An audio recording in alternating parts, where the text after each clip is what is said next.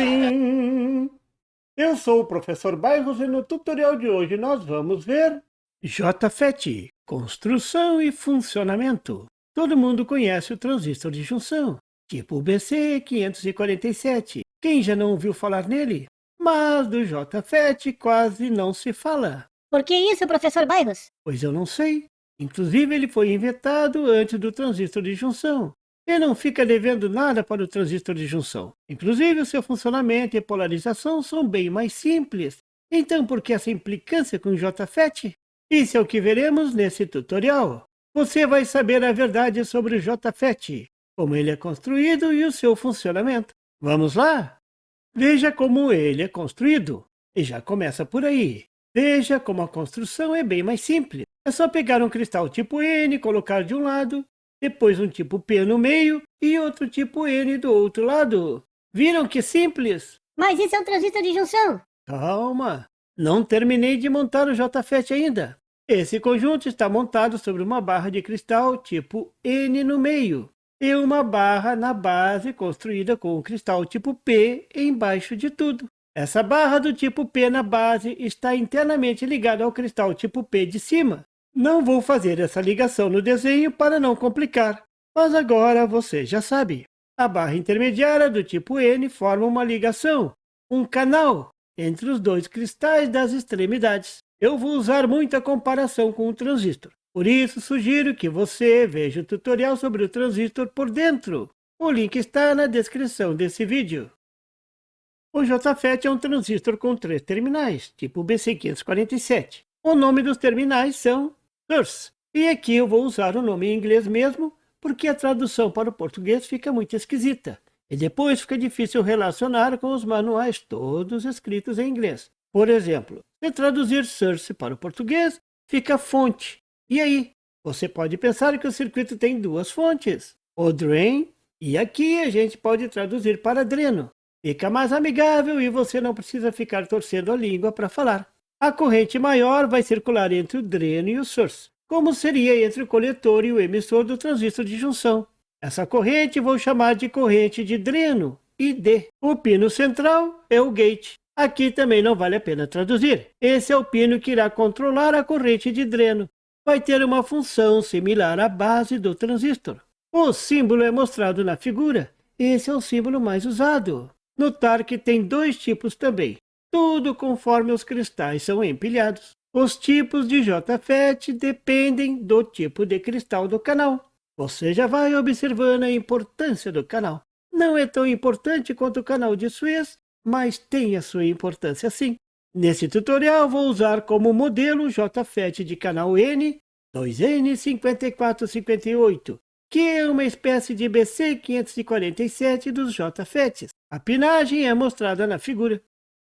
Nome esquisito esse, JFET. Sim, o J vem de junção, tipo transistor de junção. São construídos juntando os três cristais. O FET vem de Field Effect Transistor, que significa transistor de efeito de campo. Esse campo é o campo elétrico. Então, isso já dá uma ideia de como o transistor funciona. A corrente de saída é controlada por um campo elétrico. Isso é controlado por tensão, bem diferente do transistor de junção, que controla a corrente de saída através da corrente de entrada. Agora vou voltar a funcionar o JFET. Vou fazer a mesma coisa que fiz com o transistor. Primeiro de tudo, vamos ligar uma bateria entre o dreno e o source. O positivo no dreno, que é o equivalente ao coletor.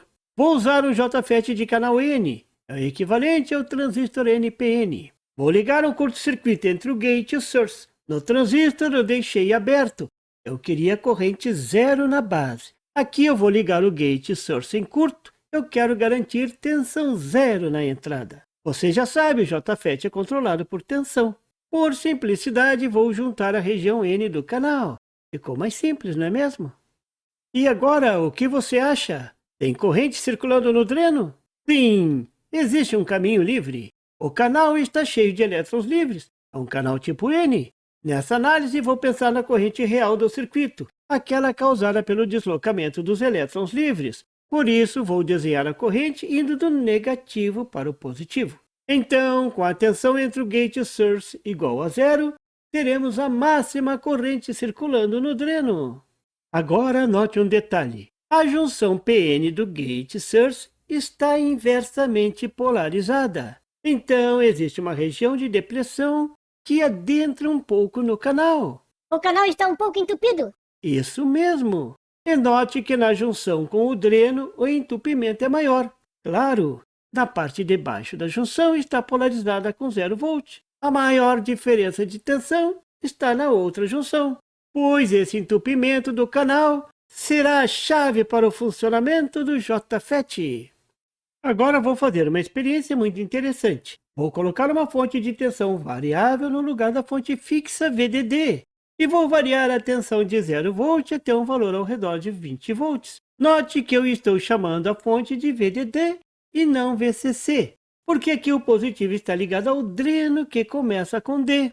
Vou então medir a tensão entre o dreno e o source VDS e a corrente de dreno ID. E vou colocar esses valores em um gráfico. O gráfico resultante é chamado de características de saída do transistor JFET e vem descrito nos manuais, os chamados datasheets. Na figura você pode ver o resultado dessa medição para o transistor JFET 2N5458. Esse gráfico foi levantado com a tensão entre o gate e o source igual a 0 volt. Existe um curto-circuito entre esses dois terminais.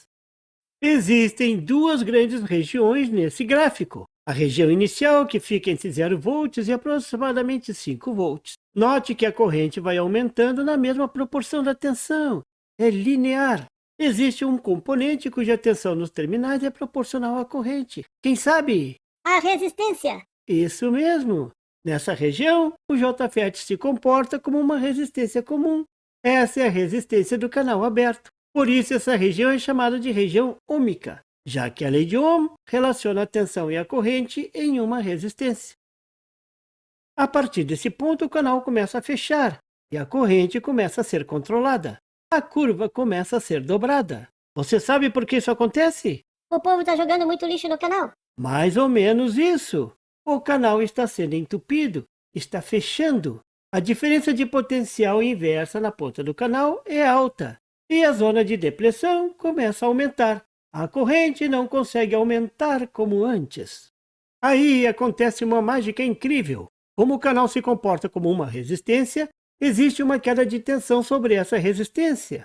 E o polo positivo dessa tensão está do lado ligado ao polo positivo da fonte de tensão. Mas o positivo não devia estar do lado que a corrente está entrando na resistência?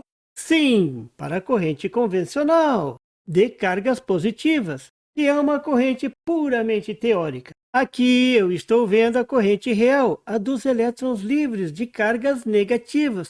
Então, é tudo ao contrário. Mas não se preocupe, isso só vai acontecer em casos especiais, como esse. Durante a análise do circuito, vamos voltar às correntes convencionais. Essa diferença de potencial cria um campo elétrico com o positivo do lado que o canal está sendo comprimido. E como as cargas de mesmo nome se repelem, esse campo elétrico positivo empurra de volta a zona de depressão, deixando que a corrente continue a fluir. Então não fecha tudo?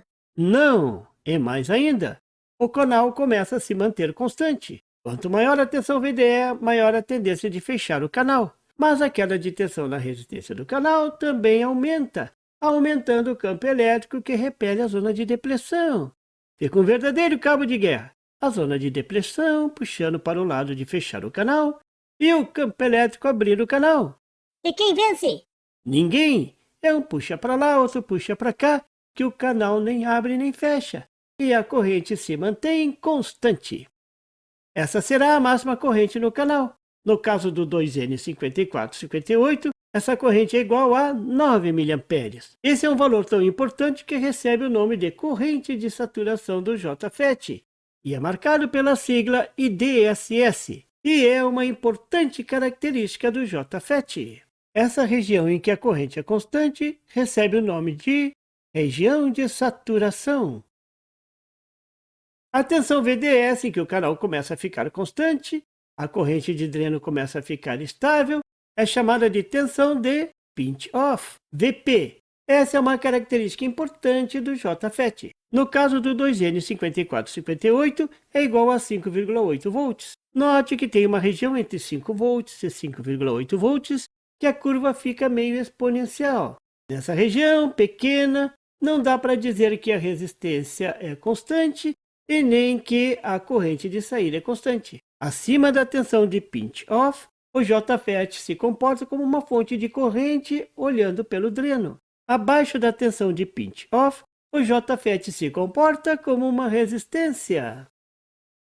Agora vou ligar uma segunda bateria entre o gate e o source. Sim, como foi feito no transistor. Mas agora vou fazer diferente. Vou ligar o negativo da fonte no gate. Mas aí não vai ter corrente.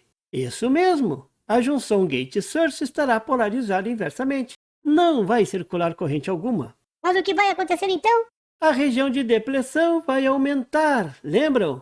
Quando a junção PN é inversamente polarizada, a região de depleção aumenta. Agora, quando começar a variar a tensão VDD, o canal já começa meio entupido. Então, a corrente resultante seguirá o mesmo padrão de antes, mas com um valor menor. A corrente máxima agora será aproximadamente 6 mA.